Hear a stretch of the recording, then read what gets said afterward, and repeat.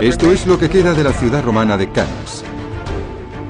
Pero hace 2000 años, en estos campos, las legiones más poderosas de Roma lucharon contra una de las mejores mentes militares de la historia, Aníbal, comandante de los ejércitos de la gran ciudad comercial de Cartago.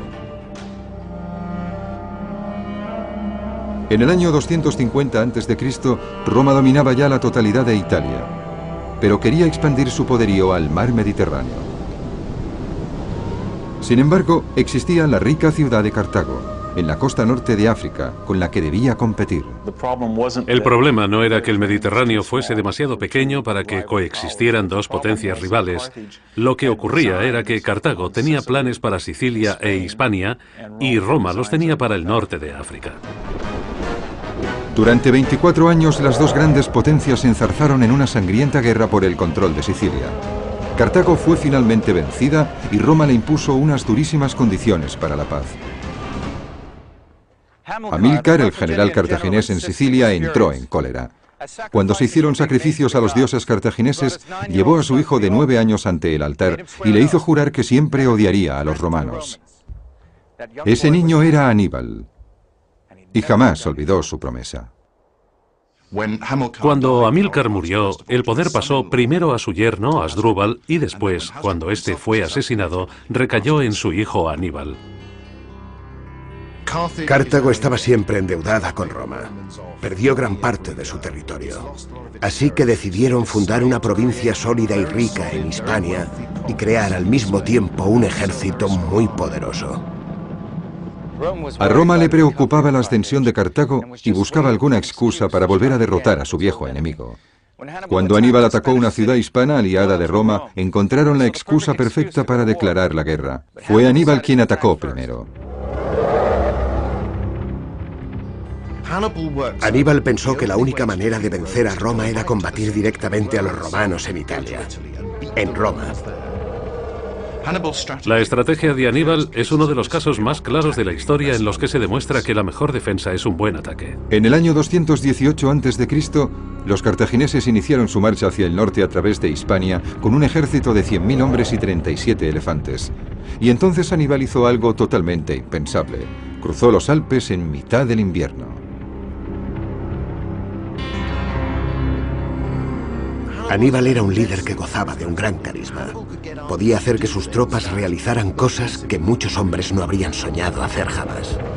Un ejército al mando de Aníbal podría pretender cualquier hazaña. Era un hombre joven, de 20 y tantos años, pero su eterno odio a los romanos le guiaba a él y al resto de su ejército. Los romanos se enfrentaron con Aníbal por primera vez en la batalla de Trebia. Con la nueva tecnología de videojuegos podremos ver a Aníbal en acción como nunca antes lo habíamos hecho.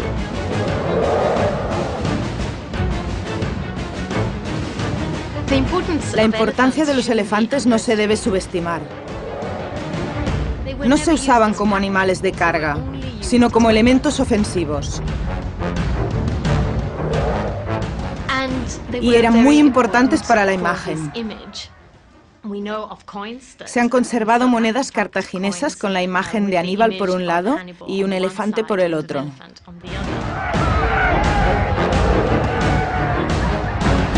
Las legiones romanas fueron vencidas por el ejército de Aníbal y por sus elefantes de guerra. Al año siguiente ocurrió lo mismo en el lago Trasimeno. Roma envió un segundo ejército que sufrió una segunda derrota. Parecía que nada podía detener a Aníbal.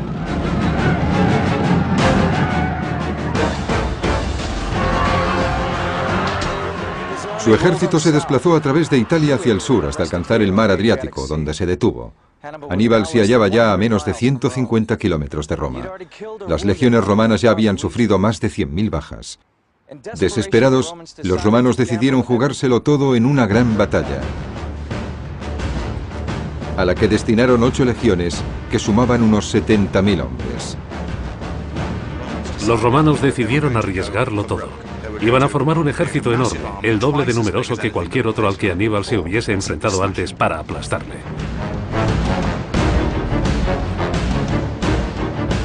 El 2 de agosto del 216 a.C., el poderoso ejército romano encontró a Aníbal cerca de la ciudad de Cannas. Todos los pronósticos estaban contra Aníbal, pero él contaba con su ingenio. Se trataría de la batalla más sangrienta de la antigüedad.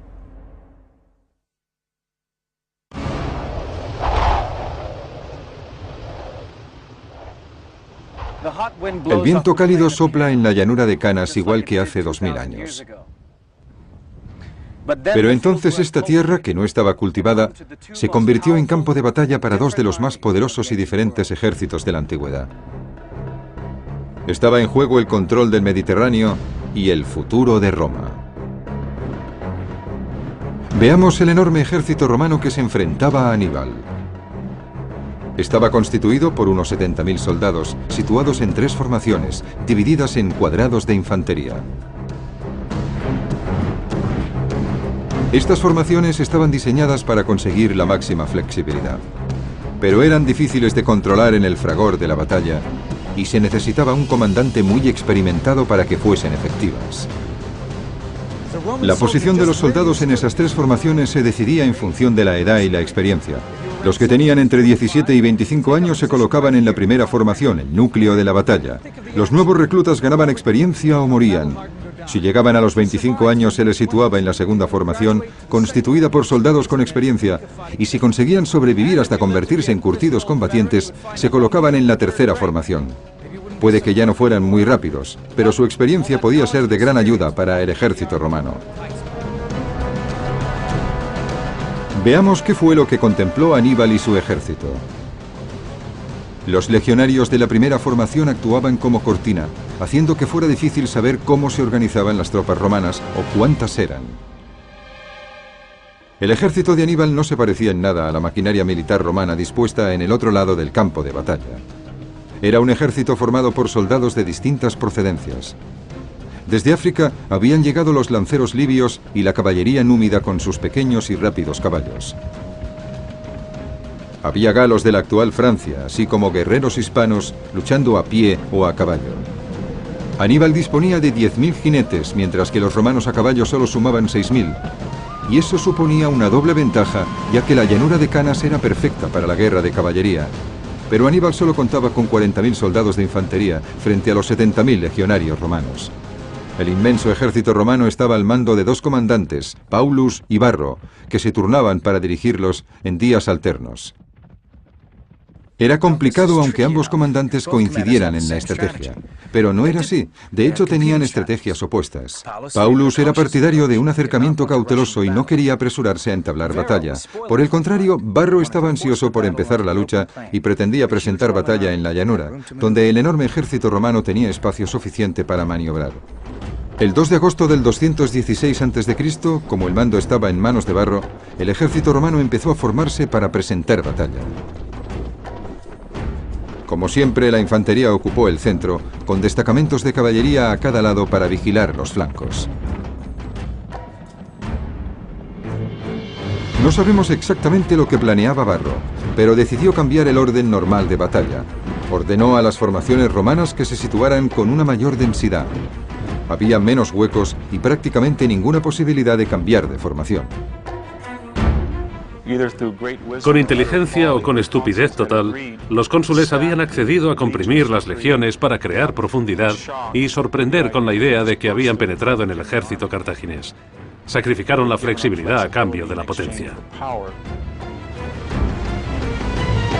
Así que Aníbal ideó una estratagema. Colocó a sus galos y a sus hispanos en una formación que se abría hacia los lados, lejos de las líneas romanas.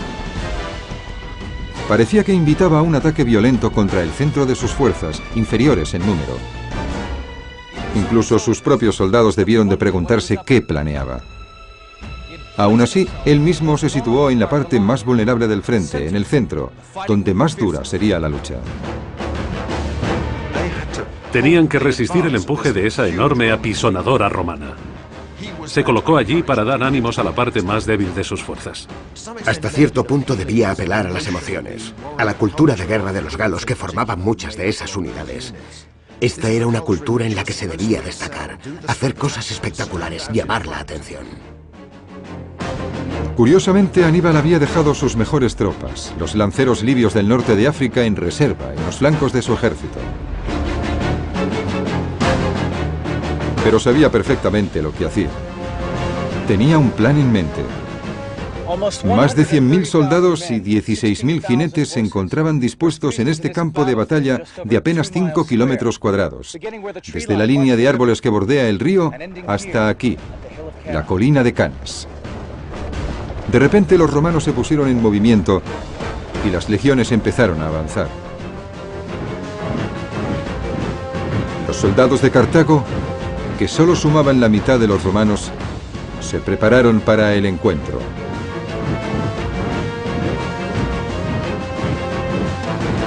La batalla de Canas había empezado.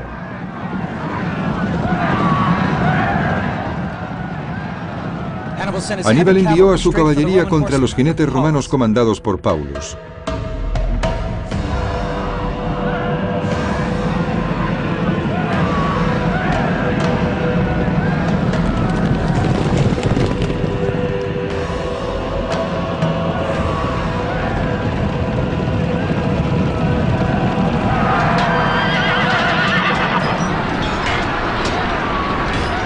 La lucha fue feroz y brutal.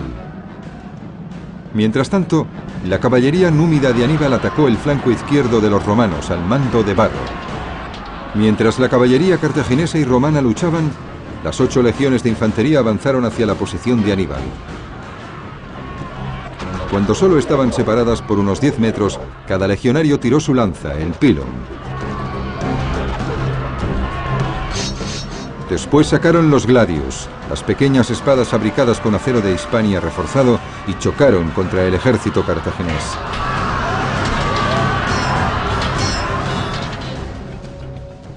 Estos son reproducciones de un gladius y de un escudo. El escudo se usaba para golpear a los adversarios y se acompañaba con un rápido ataque. Solo el escudo pesa 10 kilos. Con este calor, con este sol, soportando el peso de una armadura completa, es difícil imaginar cómo hacían para luchar durante 4 minutos, y es increíble que lo hicieran durante 4 horas.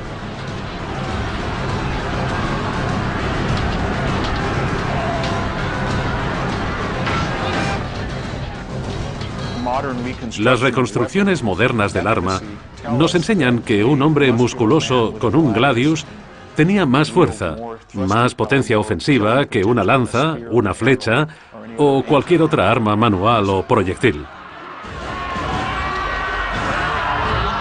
El número de combatientes romanos era inmenso. Y el ejército de Aníbal sufrió muchísimas bajas mientras las legiones se abrían paso hacia el centro. El extraordinario empuje romano parecía imparable. La suerte de Aníbal y de sus hombres pendía de un hilo. La derrota parecía inevitable, pero Aníbal estaba a punto de poner en marcha su estratagema.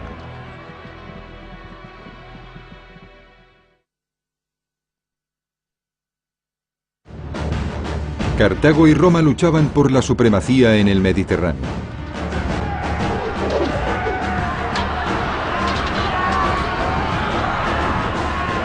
La situación parecía ser desastrosa para Aníbal, ya que sus hombres caían alrededor suyo y las legiones penetraban en el centro de su ejército como si fueran un ariete. Los romanos creyeron que un empuje más les conduciría a la victoria. Pero no se daban cuenta del creciente peligro que les estaba rodeando. Ahora empezaba a quedar claro por qué Aníbal había adoptado la formación de media luna. Mientras la vanguardia romana penetraba por el centro de la media luna, los lanceros libios de los flancos se iban cerrando como una tenaza para atrapar a los romanos.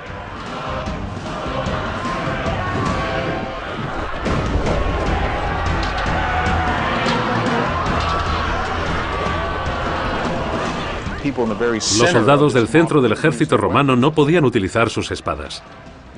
Arrojaban lanzas, jabalinas y piedras contra las tropas cartaginesas, pero no podían responder adecuadamente. Se hallaban demasiado apretujados.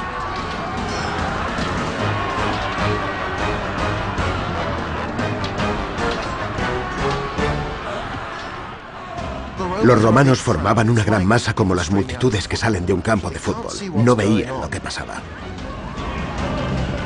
En ese momento, la caballería de Aníbal superó a los jinetes romanos por ambos flancos y empezó a rodear a las legiones. En la vanguardia, el ataque romano se estancó debido a la densidad de su formación. Y entonces la caballería cartaginesa los cercó por detrás. La trampa había funcionado. El gran ejército de Varro y Paulus había quedado totalmente rodeado.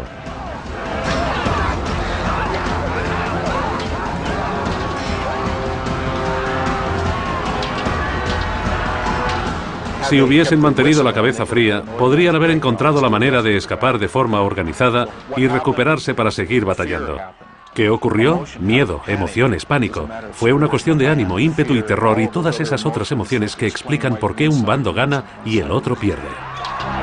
Los dos comandantes romanos participaban en la batalla dirigiendo cada uno un destacamento de caballería.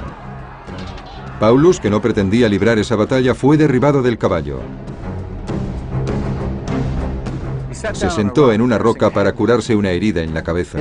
Sus oficiales le dijeron que se marchara porque el ejército de Aníbal se acercaba. Se negó y unos segundos después murió bajo una lluvia de jabalinas. ¿Y qué pasó con Varro, que se había mostrado tan dispuesto para el combate? Escapó hacia Roma y se le perdonó la derrota.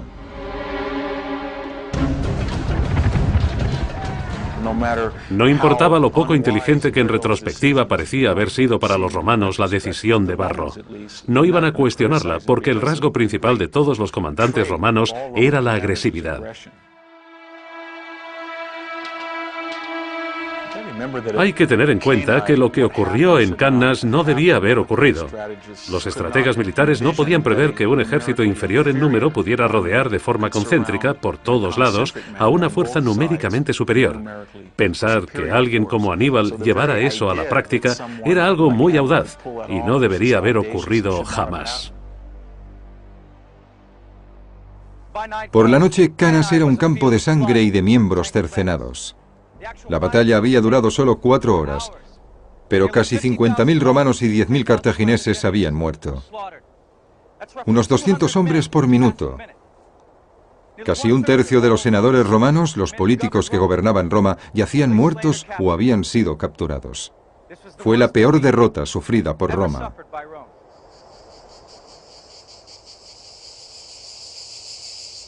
Cannas es casi el símbolo de la victoria perfecta. Un ejército pequeño vence a un adversario más numeroso en una llanura abierta, sin emboscadas, sin sorpresas. Aníbal, utilizando únicamente su ingenio y la preparación de sus hombres, consiguió vencer a un ejército poderoso, y no solo vencerlo, sino prácticamente destruirlo. La noticia de la derrota aterrorizó a Roma. La ciudad estaba a merced de Aníbal, pero este se negó a entrar en ella. Sus generales no podían entenderlo. El camino ya estaba abierto. ¿Por qué no acabar con los romanos de una vez por todas? La respuesta puede ser simplemente la extenuación. Aníbal había librado la batalla más dura de su vida y había perdido una gran parte de su ejército. Marchar contra Roma habría supuesto una apuesta muy arriesgada. No tenía el ejército adecuado para sitiar Roma, hacerla rendirse por hambre o asaltarla directamente. No disponía de la fuerza adecuada para conseguirlo. En lugar de eso, Aníbal recorrió toda Italia con su ejército durante 14 años más. Era demasiado débil para conquistar Roma, pero demasiado fuerte para ser vencido en batalla. Había asestado 3 golpes mortales en el corazón de Roma, pero incluso así, esta no había caído y su venganza sería terrible. Un revitalizado ejército romano atacó Cartago. Llamaron a Aníbal para organizar la defensa, pero fue vencido en Zama, en el norte de África. Le obligaron a exiliarse. Aún así, Roma le persiguió. Finalmente, en lo que hoy es Turquía, se quitó la vida envenenándose para no morir en manos de los asesinos romanos. Aníbal tenía 63 años. Los romanos pensaron que se habían deshecho de él, pero siguió viviendo en forma de leyenda. Aníbal se convirtió en una de las peores pesadillas de los romanos. Las niñeras dijeron a los niños durante siglos: Aníbal vendrá a por ti, para asustarlos. Es una figura que influyó mucho en la psique romana. Es como el lobo malo del cuento. Aníbal está ahí, aparece casi como una fuerza elemental que cruza los Alpes, desperdiga a los ejércitos romanos y lleva a Roma hasta el límite.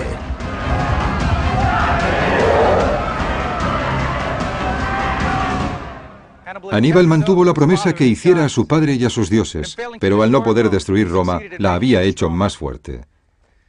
Los romanos aprendieron una amarga lección y reorganizaron su ejército. 50 años después de la muerte de Aníbal, no solo habían borrado Cartago del mapa, sino que habían arado la tierra en la que se asentaba y habían plantado sal. Pero no pudieron borrar nunca el recuerdo de Canas. Aníbal lo había grabado con la sangre romana derramada.